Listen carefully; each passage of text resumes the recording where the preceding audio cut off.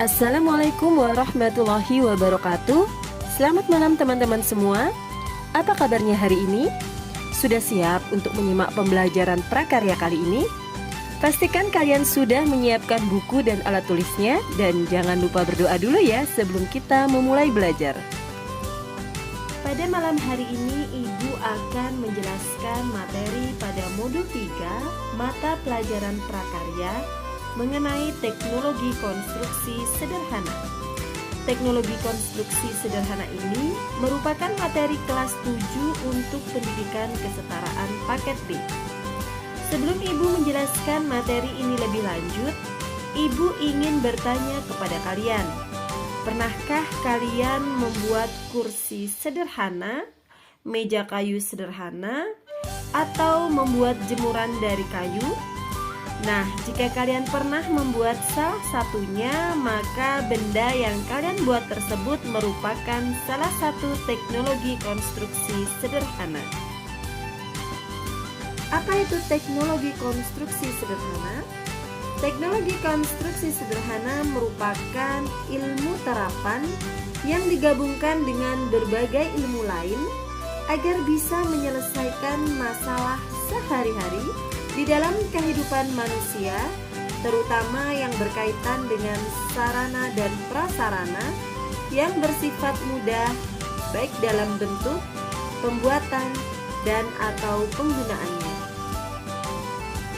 Setelah kita mengetahui arti dari teknologi konstruksi sederhana, sekarang Ibu akan menjelaskan mengenai jenis konstruksi berdasarkan bahan. Jenis konstruksi berdasarkan bahan dibagi menjadi 2 jenis. Yang pertama adalah konstruksi bahan logam dan yang kedua adalah konstruksi bahan kayu. Ibu akan menjelaskan satu-satu dari jenis konstruksi tadi. Yang pertama akan Ibu jelaskan adalah mengenai konstruksi dari bahan logam. Jenis-jenis logam ada 8 jenis. Yang pertama adalah emas. Emas merupakan suatu logam yang memiliki struktur sifat yang lunak, berwarna kuning terang, dan biasanya digunakan untuk perhiasan dan alat-alat elektronik. Yang kedua adalah perak. Perak merupakan suatu logam yang mudah untuk dibentuk, berwarna putih abu-abu, mampu sebagai konduktor panas listrik yang baik, dan biasanya untuk perhiasan dan peralatan lain yang berbahan perak. Jenis yang ketiga adalah perunggu. Perunggu adalah suatu logam campuran antara tembaga dengan timah yang memiliki sifat tahan korosi, mudah dibentuk, dan biasanya digunakan sebagai mata uang logam yang bernilai rendah. Jenis yang keempat adalah tembaga.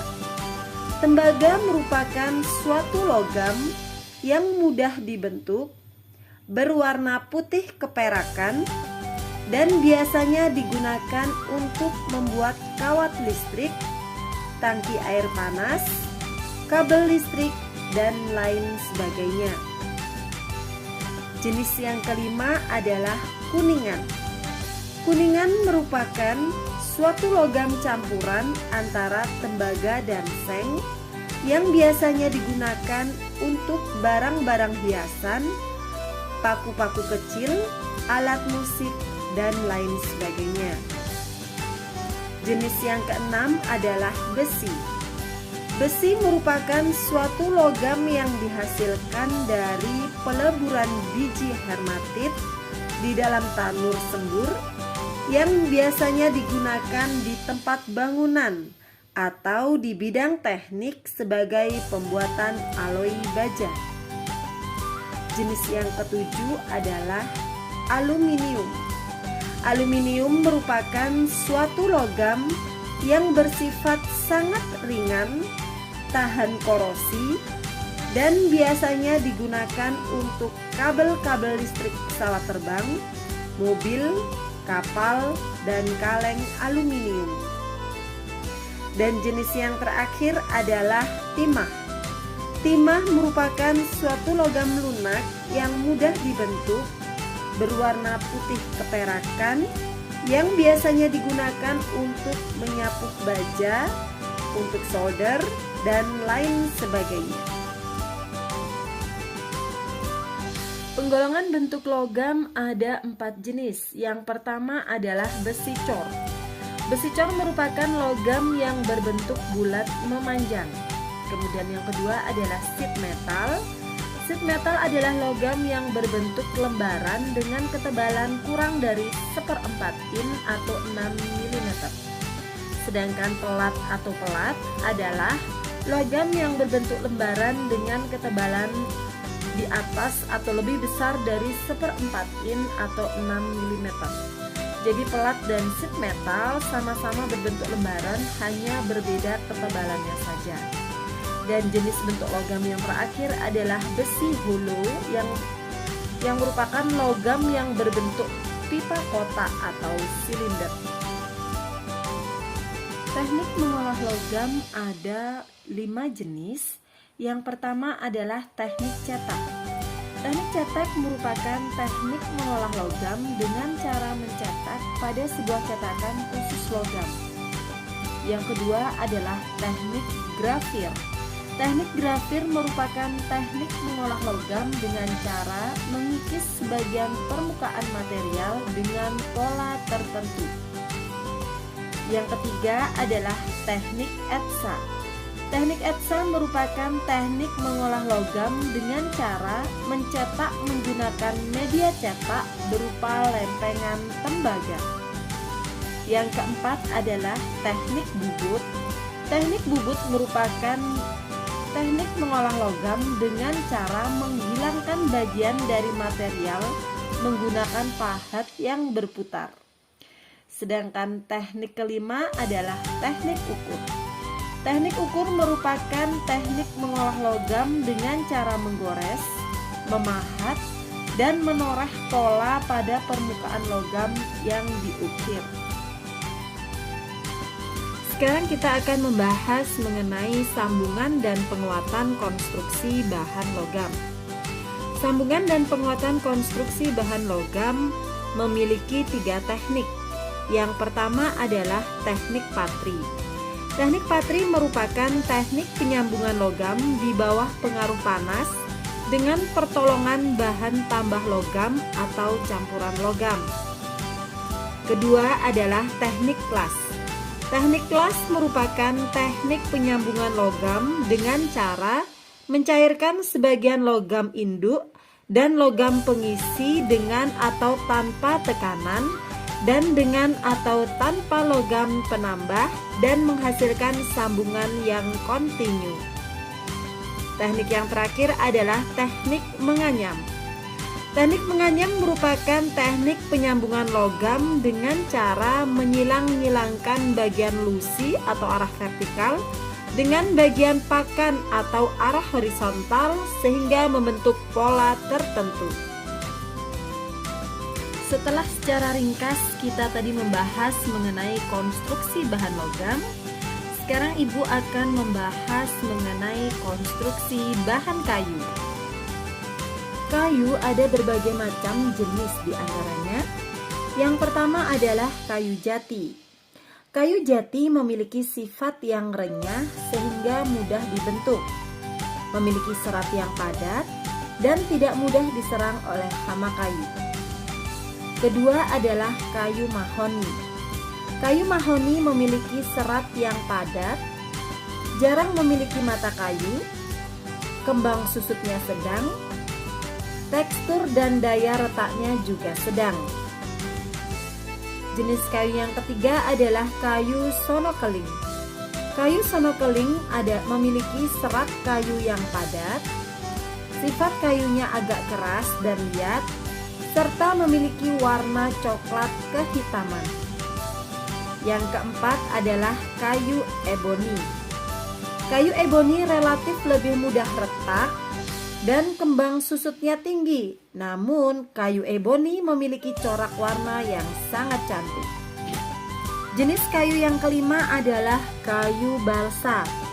Kayu balsa memiliki tekstur yang halus, lembut, serat kayu yang lurus bergelombang, dan memiliki warna putih keabu-abuan. Jenis kayu yang keenam adalah kayu jelutung. Kayu jelutung memiliki tekstur agak halus dan merata, seratnya lurus, kembang susutnya kecil, dan memiliki warna putih kekuning-kuningan. Dan jenis kayu yang terakhir adalah kayu sono kembang. Kayu sono kembang memiliki tekstur yang beragam dari halus hingga agak kasar. Kemudian seratnya lurus, berpadu atau bergelombang sehingga mudah dalam pengerjaan. Kelebihan dari kayu sono kembang ini ialah memiliki daya kembang susut dan retaknya yang kecil. Berwarna kuning kecoklatan, beberapa bagian berwarna coklat tua. Teman-teman, di pasaran kayu dibentuk berbagai macam ukuran. Ada 5 jenis penggolongan bentuk kayu. Yang pertama adalah balok. Balok berfungsi untuk kuda-kuda atap, kusen, dan kegunaan lain. Nah, kayu balok ini tersedia ukuran 5/10 atau per meter kubiknya sama dengan 50 batang, ukuran 6/12 atau per meter kubiknya sama dengan 34 batang, atau ukuran 8/15 atau per meter kubiknya sama dengan 20 batang. Kemudian penggolongan bentuk kayu yang kedua adalah bentuk papan. Bentuk papan biasanya digunakan untuk list plank, backstengel cor, furniture, dan kegunaan lain. Papan kayu tersedia ukuran 2/15, 2/20, 3/25, 3/30, dan 4/40. Jenis bentuk kayu yang ketiga adalah kaso. Kaso biasanya digunakan untuk plafon, backstengel cor, dan kegunaan lain. Tersedia ukuran 4/6 atau per meter kubiknya sama dengan 104 batang, 5/7 atau per meter kubiknya sama dengan 71 batang. Kemudian yang keempat, penggolongan bentuk kayu adalah reng kayu. Reng kayu biasanya digunakan untuk dudukan genteng. Tersedia ukuran 2/3 atau per meter kubiknya sama dengan 416 batang, 3/4 atau per meter kubiknya sama dengan 208 batang. Dan penggolongan bentuk kayu yang terakhir adalah plepet. Plepet tersedia ukuran 1/3, 1/4, dan 1/6. Sekarang kita menuju pada teknik pengolahan kayu.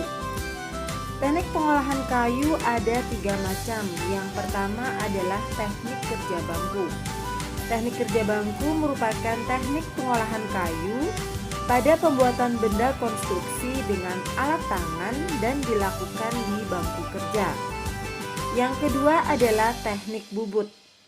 Teknik bubut merupakan teknik pengolahan kayu dengan menggunakan alat pemotong yang berfungsi untuk mengiris, menyayat atau menggaruk, dan membentuk benda. Dan teknik pengolahan kayu yang terakhir adalah teknik ukir. Teknik ukir merupakan teknik pengolahan kayu dengan cukilan berupa ornamen atau ragam hias, hasil rangkaian yang indah, berelung-relung, saling jalin-menjalin, berulang, dan sambung menyambung sehingga mewujudkan suatu hiasan. Teman-teman, keterbatasan panjang kayu yang ada di pasaran memaksa kita untuk menyambung beberapa kayu. Upaya penyambungan tersebut dinamakan dengan konstruksi kayu. Pengertian sambungan kayu adalah 2 batang kayu atau lebih yang saling dihubungkan satu sama lain sehingga menjadi satu bagian konstruksi. Pada prinsipnya sambungan kayu dapat dibagi menjadi 3 macam. Yang pertama adalah sambungan kayu ke arah memanjang, kedua adalah sambungan kayu ke arah melebar, dan yang terakhir adalah sambungan kayu ke arah menyudut. Nah, bisa kalian lihat gambarnya. Alat sambung untuk struktur kayu umumnya memakai paku. Ini karena alat sambung ini cukup mudah pemasangannya. kita akan menuju pada tahap selanjutnya, yaitu membuat perencanaan untuk proses produksi atau proses pembuatan produk tersebut. Berikut ini adalah prosedur dan langkah-langkah dalam pembuatan produk konstruksi sederhana. Yang pertama adalah menentukan produk yang akan dibuat. Masalah merupakan awal proses perancangan. Jadi, dalam menentukan produk, kita harus menemukan dulu masalahnya. Yang kedua adalah perencanaan bentuk produk yang akan dibuat atau didesain, meliputi gambar, ukuran, dan keterangan sebagai upaya dalam pemecahan masalah. Pada tahap perencanaan ini, kalian juga bisa membuat sketsa produk dengan cara menggambarnya.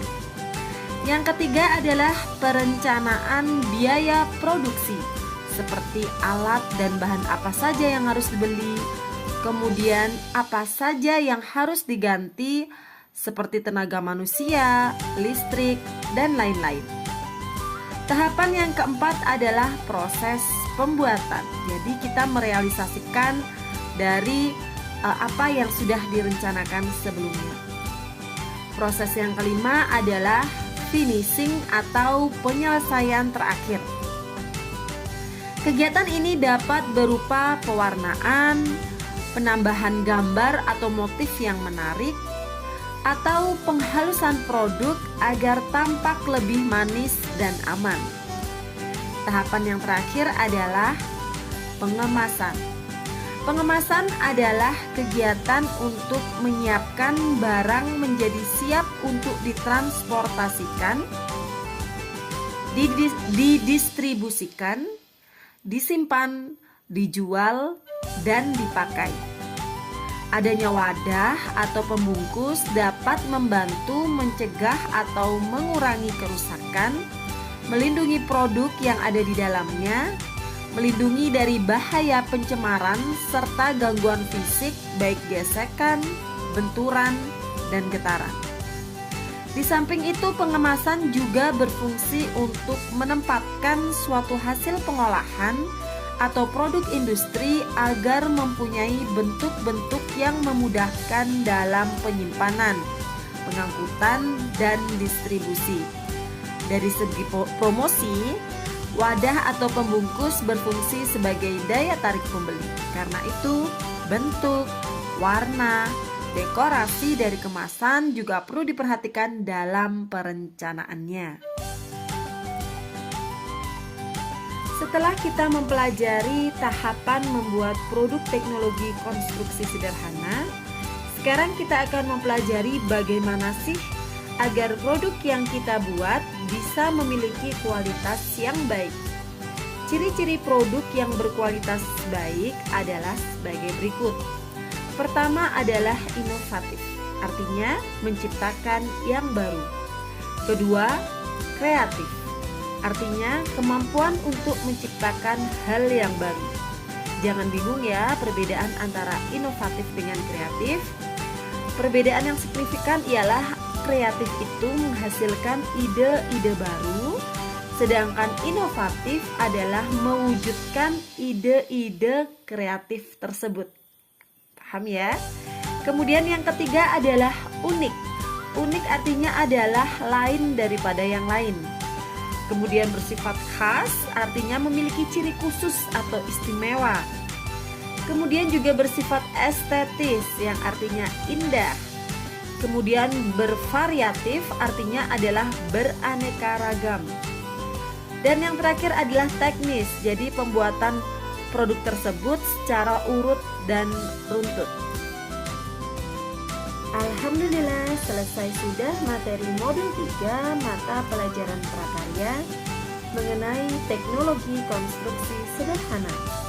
Ibu berharap setelah kalian memahami materi ini, kalian sudah bisa membuat produk teknologi konstruksi sederhana sendiri di rumah. Semoga apa yang Ibu sampaikan pada malam hari ini bisa bermanfaat dan menambah wawasan keilmuan kalian. Ibu mohon maaf apabila selama menyampaikan materi terdapat kata-kata yang kurang berkenan untuk kalian. Sekian dan terima kasih. Sampai jumpa pada materi berikutnya. Selamat malam dan wassalamualaikum warahmatullahi wabarakatuh.